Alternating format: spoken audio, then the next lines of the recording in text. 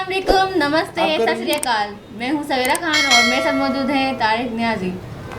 अस्सलाम वालेकुम, नमस्ते, सत श्री अकाल। उम्मीद करता हूँ ठीक होंगे, खुश होंगे। चलते हैं वीडियो की तरफ, तो करते हैं बहुत सारी बातें। So let's go. तो स्टार्ट करते हैं वीडियो को। वीडियो का टाइटल है when PM Modi reached Nigeria after 17 years Pakistan got jealous saying 17 साल बाद ग्रैंड वेलकम ही रिसीव्ड। मैंने सुना है कि मैंने सुना है कि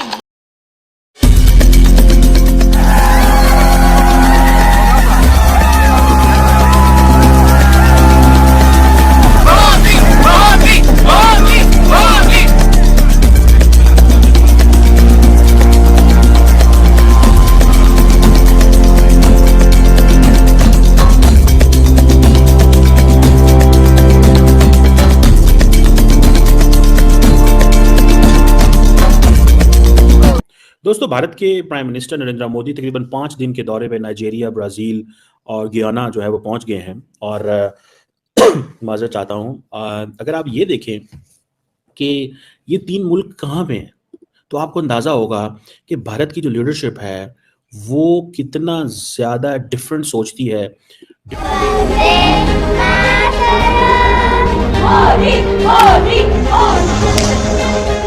ये हम सबके लिए एक बहुत बड़ी अपॉर्चुनिटी कह लीजिए या एक बहुत बड़ा मौका कि जो कभी ही किसी को मिलता है। मैं बहुत ज़्यादा उत्साहित हूँ क्योंकि ये मेरे जीवन का ये पहला ऐसा मौका है जब मुझे उनसे मिलने का ये अवसर प्राप्त हुआ है। गूगल का अमेरिका के पास सबसे बड़ा जो ऑफिस है वो इंडिया में बनने जा रहा है। बिल्कुल ऐसा ही हमारे इधर अभी हमारे इधर यूट्यूब का कोई ऑफिस नहीं बना।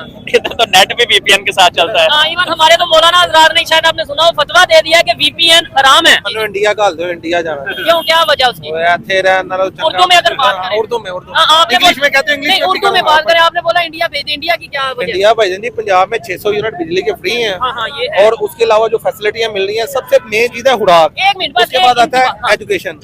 हर चीज वो हमसे बेहतर और आगे है। अनुभवी है, सक्षम है, समर्थ है और बेखौफ है। ये अद्भुत अनुभव है। हम लोग इस दिन का कब से इंतजार कर रहे थे। वो देश के प्रधानमंत्री है और वो विश्व गुरु भी है आज के दिन पे। माननीय प्रधानमंत्री जी के दौरे से इसे एक बहुत ही जबरदस्त नई ऊंचाइयों पे संबंध को जाने की संभावना है।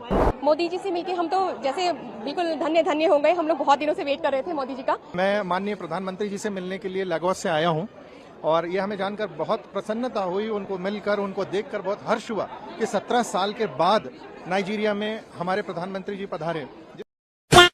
जय दोस्तों, राम राम जी। भारत के प्रधानमंत्री मोदी साहब ब्राजील के 19वें शिखर सम्मेलन G20 के लिए भाई निकले हैं। उससे पहले नाइजीरिया में रुके हैं। अबुजा शहर में राष्ट्रपति के द्वारा नाइजीरिया के भव्य स्वागत किया गया है। पीएम मोदी साहब ने एक्स पर लिखा था कि हिंदी में मुझे है जो निमंत्रण लेटर है जो भेजा था, और आप लोगों ने देखा कि वहां पर एक सनातनी रिवाज से है जो भव्य स्वागत किया गया है, और साथ में राष्ट्रपति और उनकी पत्नी खुद एयरपोर्ट पर पीएम मोदी के स्वागत में पहुंचे थे। आप लोग वीडियो देखें, उसके बाद बात करेंगे। जो 5 दिनों की यात्रा है उसके पहले चरण में और भारतीय संविधान ने हमेशा की तरह एक बार फिर से भव्य स्वागत किया।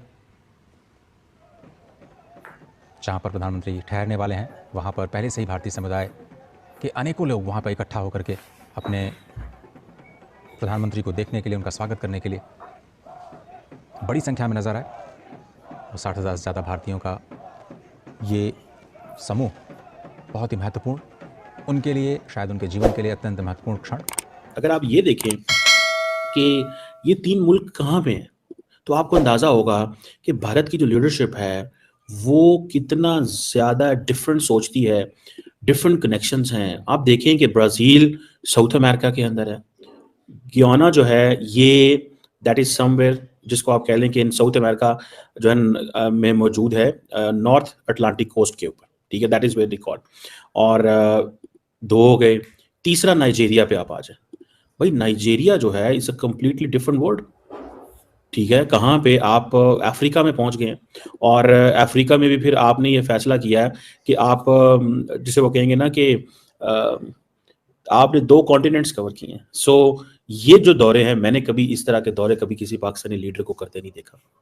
ब्राज़ील तो है, ये जाते ही नहीं, शायद इनके जहाज़ का तेल खत्म हो जाता है वहाँ पहुँचते पहुँचते, या ये पहुँच नहीं सकते, या क्या मसला है। इतनी बड़ी इकॉनमी है साउथ अमेरिका की, यहाँ हमें मना किया गया है कि नहीं तुसा उस पासे नहीं जाना। हो सकता है कोई ना कोई लॉजिक हो, I don't know, but Nigeria जो है इटसेल्फ वेस्ट अफ्रीका के अंदर, सो नरेंद्र मोदी की आप रीच देखें कि उसने कहा मैं इंडिया से जा रहा हूं तो मैं रास्ते में नाइजीरिया रुकूंगा अभी, फिर देन मैं फिर साउथ अटलांटिक पे चल पड़ूंगा, ठीक है, एंड देन ब्राजील पहुंच जाऊंगा, एंड देन ब्राजील से फिर मैं नॉर्थ अटलांटिक में आ जाऊंगा। तो मतलब this is how they are thinking. इसमें क्या आपको लगता है कि क्या इंपॉर्टेंट बात होगी जो कि G20 के मेंबर्स करेंगे? वैसे हम तो उसमें नहीं है, हमने कोशिश तो खैर की थी इधर उधर से साइड वाइड में से निकल के जाने की, लेकिन आने नहीं दिया आप लोगों ने। नहीं, ऐसा नहीं है कि G20 में हमने आने नहीं दिया, माफ कीजिएगा, ब्रिक्स में भी नहीं आने दिया। अब माफ कीजिएगा, हमने ब्रिक्स में भी मना नहीं किया। आपको आदत है इंडिया पर आरोप लगाने की, एलिगेशन लगाने की कि जी ये नहीं करने दे रहा। अच्छा, पहले अगर हम G20 की बात कर लेते हैं, चलो पहले ब्रिक्स की बात कर लेते हैं। ब्रिक्स में क्या इंडिया ने पाकिस्तान का नाम लिया? मेरे हिसाब से तो पाकिस्तान का नाम नहीं लिया। हमने ये कहा कि अगर नए मेंबर्स जुड़ते हैं तो म्यूचुअल कंसेंट होना चाहिए, यानी सबकी हामी होनी चाहिए। इसमें हमने कौन सा गलत किया? अभी हमने यही तो कहा। अब लोग उसका क्या मतलब निकालते हैं वो हम क्या जाने, हमने सिर्फ इतना कहा कि म्यूचुअल कंसेंट होना चाहिए।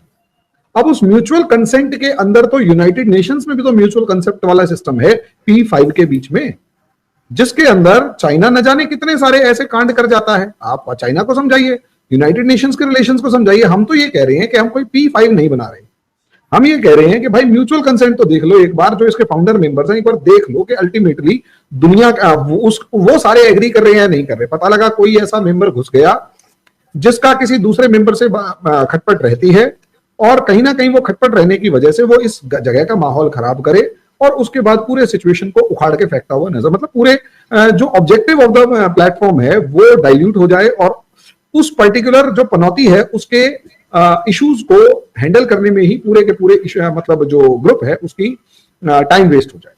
पनौती किसको बोला आपने? मैंने किसी का नाम नहीं लिया। आप लोग कैसे एक दूसरे अपने आप अपने गले में सब चीजों को पहन के बैठ जाते हैं। मुझे ये चीज आज देखो, मुझे पाकिस्तान की ये चीज बिल्कुल पसंद नहीं आती। नहीं, मैंने ये नहीं कहा कि हमने कहा, मैं वैसे पूछ रही थी, जस्ट जनरल नॉलेज के लिए। हमने क्या जनरल बात कर रही हैं, हम किसी का नाम थोड़ा ना ले सकते हैं। हमने सिर्फ इतना कहा कि एक कंट्री, मान लिया, एक बात बताइए, ब्रिक्स वाले डिस्कस कर रहे हैं कि हमारे पास जो पॉपुलेशन है, हम इस पॉपुलेशन में किस लेवल पर इसकी डेवलपमेंट की बात करें, ट्रेड को कैसे बढ़ाएं, ये चीज कैसे बढ़ाएं, वो चीज कैसे। अब मान लिया एक कंट्री पहुंचा, वो कहते हैं ट्रेड बाद में देखना जी, मेरी इससे कोई समस्या है उसको हल करवा दो। अब मुझे ये बताओ, हम ऐसी ग्रुप में बैठे हुए हैं जिसका ऑब्जेक्टिव है ट्रेड बढ़ाना, जिसका ऑब्जेक्टिव है वेस्टर्न डोमिनेंस को कम करना, ठीक है। अब पता लगे हम बात कर रहे हैं वेस्टर्न डोमिनेंस को कम करने की, और सामने भाई साहब आके कह रहे हैं ना जी ना, पहले मेरी इस कंट्री से जो प्रॉब्लम है उसे सॉल्व करवाओ, जब तक वो प्रॉब्लम सॉल्व नहीं होगी मैं नहीं मानता। तो दोस्तों, आप लोगों ने देखा, देखिए एकमात्र ऐसा प्रधानमंत्री जो कि खुद को चौकीदार बोलता है, वैसे मेरे लिए भाई राजा है ये, क्योंकि आसमानी किताब में लिखा हुआ है कि जो राजा होगा वो प्रजा होगी और प्रजा को राजा के आदेश मानने हैं। बट कुछ शांति प्रिय कौम इस चीज को नहीं मानती, यानी कि जो उनको अच्छा लगता है वो अपने हिसाब से उन चीजों को चलाती है, फिर वो उस चीज को भूल जाते हैं उसमें क्या लिखा हुआ है, ठीक है। तो मोदी साहब अबूजा में इनका स्वागत हुआ है और राष्ट्रपति जी ने अबूजा शहर की चाबी भी सौंपी है, यानी कि इसको एक और आप कह सकते हैं कि वार्म वेलकम तो किया ही है, रिस्पेक्ट देना इस चीज में इनको, यानी कि शहर की चाबी सौंपना, यानी कि रिस्पेक्ट के तौर पर इसको जाना जाता है। देखिए G20 के अंदर भी पाकिस्तान नहीं है, अभी ब्रिक्स सम्मेलन हुआ था उसके अंदर पाकिस्तान नहीं था। अभी यहां पर क्योंकि बाइडेन फिलहाल अमेरिका के राष्ट्रपति हैं, क्योंकि ट्रंप ने अभी शपथ नहीं ली है, चीन के राष्ट्रपति और जो बाइडेन से भी इनकी है जो वहां पर मुलाकात होगी, यानी कि जो भारत है ना, आज के समय की बात कर ले, जाना था तो भाई ब्राजील था, डायरेक्ट ब्राजील भी जा सकते थे, बट आज जो पकड़ भारत लेके चल रहा है ना तमाम देश दुनिया की, ये आने वाली पकड़ होगी। यानी कि अभी आप लोगों को पता है कि जिस दिन रूस और यूक्रेन का भी समझौता होगा उसमें भारत बैठेगा, जो इजराइल फिलिस्तीन का समझौता होगा उसमें भारत बैठेगा। यानी कि जो अमेरिका की को जिस नजरों से देखा जाता था कि भाई समझौता होगा या कुछ भी होगा अमेरिका आएगा, आज भारत आएगा। आज अमेरिका भी अपने अंदरूनी मामलों में भारत को याद करता है। ये है आप लोगों की पावर। आपकी क्या रिकमेंडेशन में जय जवाहर जैसे जी जनाब। अच्छा, जाना कहीं और था ब्राज़ील, और G20 अभी जैसे इस साल इंडिया में हुई, पिछले साल, अगले साल अब कहीं और हो रही है। तो मतलब कि यार मैं वहाँ जा रहा हूँ तो इस कंट्री में भी चक्कर लगा लेता हूँ, लेकिन चक्कर ऐसे वाला नहीं कि जैसे हम कहीं जा रहे हैं तो वहाँ से होते हुए चले जाएं। ये बाकायदा प्रॉपर तरीके से बहुत सारी चीज़ें हम किसी भी कंट्री की जो फॉरेन मिनिस्ट्री होती है, एस जयशंकर जी हैं, वो बहुत सारे पूरे कंट्री में अपने नुमाइंदे, एस जयशंकर की कहीं कॉपी पेस्ट होंगी, एस जयशंकर ने कहीं जगहों पे जाल बिछा के रखे हुए होंगे, बस सिर्फ और सिर्फ नरेंद्र मोदी जी उनका कहना होगा कि प्राइम मिनिस्टर एक दफ़ा आ जाएं। अब प्राइम मिनिस्टर बिजी है, प्राइम मिनिस्टर हर दफ़ा जा थोड़ी सकते हैं कि इस कंट्री में भी जाएँ उस कंट्री में जाएँ, लेकिन लेन देन करना, मुआहदों पे दस्तखत करना, उस कंट्री में किसी प्राइम मिनिस्टर का, और इंडिया जैसे कंट्री के प्राइम मिनिस्टर का मौजूद होना, वहाँ कदम रख लेना, उस कंट्री के तो भाग लग गए। यानी उस कंट्री का प्राइम मिनिस्टर कहेगा कि अब हमारे दिन बदल जाएंगे। इंडिया एक बहुत बड़ी मार्केट है, इंडिया बहुत ज़्यादा टेक्नोलॉजी रखता है किसी भी क्षेत्र में, यानी मेडिसन देख लो, अब जैसे हमने वो वीडियो देखी थी, मिसाइल टेक्नोलॉजी देख लो, यानी बहुत सारी ऐसी चीज़ें जिसमें इंडिया एक बहुत स्ट्रॉन्ग पावर है।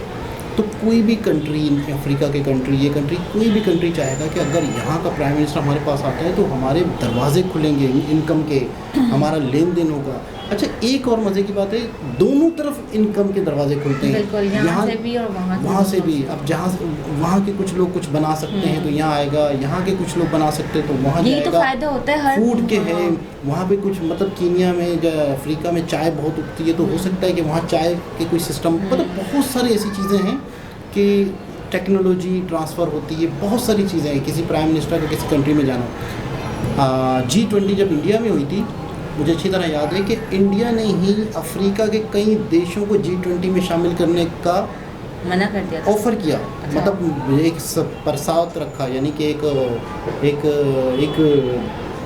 क्या कहेंगे उसको यार, एक आइडिया रखा कि इन कंट्रीज़ को भी इसमें शामिल होना चाहिए। क्यों?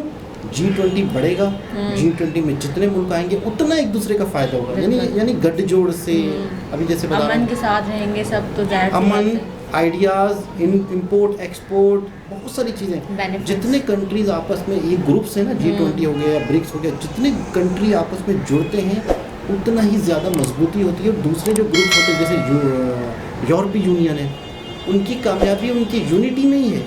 इसी तरह से मुझे ऐसा लगता है कि बहुत सारी दुनिया को नरेंद्र मोदी जी इकट्ठा कर रहे हैं, मुझे ऐसा लग रहा है, और बहुत सारी कंट्रीज़ के इकट्ठा करने के बाद ये उनके ही लीडर होंगे। यानी कोई भी कंट्री में कोई इशू होगा, नरेंद्र मोदी जी से पूछा जाएगा। जैसे कह रहे हैं ना कि कोई जंग का अगर सुलह होगी तो इंडिया का बैठना ज़रूरी है। तो मुझे ऐसा लगता है कि बहुत ज़्यादा फैसले होंगे। और सबसे बड़ी बात यह है कि देखो ना, आप खुद देखो कि जब वो कंट्री में उन्होंने आए तो वो अपनी बीवी के साथ, रिस्पेक्ट, वाइफ के साथ, और शहर की चाबी का बता रहे हैं, तो ये एक समझो एक तरह से आप एक ऑनर दे रहे हो कि आप बता रहे हो कि आप बहुत अहम शख्स हो हमारे लिए। ऐसा ही है। तो मतलब कौन आजकल अपनी वाइफ को लेकर आता है किसी के इस्तेमाल के लिए, तो वो लेकर आए, तो मतलब इसी से मालूम चलता है कि कितने वैल्यूबल है। छोटी छोटी चीज़ें होती हैं जिससे पता चलता है कि यार सामने वाला शख्स कितना अहमियत रखता है। और हमारे यहाँ पे कई अक्सर हमारे प्राइम मिनिस्टर जाते हैं तो वहाँ के प्राइम मिनिस्टर अपने नीचे के लोगों को भेज देते हैं, मतलब इसी से मालूम चलता है कि इंसान कितना वैल्यूबल है। तो बस मालूम। अच्छा, पाकिस्तान, यहाँ भी पाकिस्तान में मुझे ऐसा लगता है, मैं जब ये चीज़ें देखता हूँ बाखुदा मुझे ऐसा लगता है कि शायद हम अकेले होते जा रहे हैं। ऐसा ही है, हम दुनिया से कटते जा रहे हैं। पिछले दिनों ब्रिक्स की हुई थी रशिया में, वहाँ हमने ये G20 हुई थी, हमने ये, अच्छा, इन कॉन्फ्रेंस में, सबमिट में बाकायदा जो देश शामिल नहीं भी होते, दूसरे देशों को बुलाया जाता है एज ए गेस्ट के तौर पे भी, उसमें भी नहीं बुला रहे हमें। मतलब हम क्या किसी के कोई काम के नहीं है? मतलब हम क्या हैं? मतलब हम क्यों हैं? मतलब हम बिल्कुल फालतू हो गए, या हम उल्टा लोगों को नुकसान देने वाले हो गए हैं कि हमसे लोग कट रहे हैं। यही वजह है पाकिस्तान में गुर्बत, पाकिस्तान में महंगाई, पाकिस्तान में रहते हुए फिर पाकिस्तानियों को तकलीफें बढ़ रही हैं, मुझे ऐसा लगता है। ऐसा ही है। तो लेकिन ये है कि बहुत अच्छा वेलकम किया वहाँ पे, इंडियंस कितने एक्साइटेड थे। बिल्कुल, हर कोई एक्साइटेड था। 17 साल के बाद मोदी जी को देख रहे थे तो एक्साइटेड होंगे। इससे भी अंदाज़ा लगा लें कि मोदी जी अब देखें 17 साल बाद किसी प्राइम मिनिस्टर का किसी कंट्री में विजिट हो रहा है, तो इससे अंदाज़ा लगा लें कि उनकी कितनी दूर की सोच है कि हमने दुनिया से ताल्लुकात बनाने हैं, दुनिया को देना है और दुनिया से लेना है और दुनिया को बेहतर बनाना है। 17 साल बाद मायने रखता ही है। 17 साल में कहाँ से दुनिया, मतलब बहुत सारी ऐसी कंट्रीज होती है जो डेवलप हो जाती हैं, लोग क्या से क्या कर लेते हैं। 17 साल बहुत बड़ी क्या बोलेंगे टाइम होता है जिसमें आप बहुत कुछ कर सकते हैं। और एक कंट्री तो ऐसा था, अभी नरेंद्र मोदी जी जहाँ जहाँ जा रहे हैं 45 साल बाद कोई प्राइम मिनिस्टर वहाँ गया है।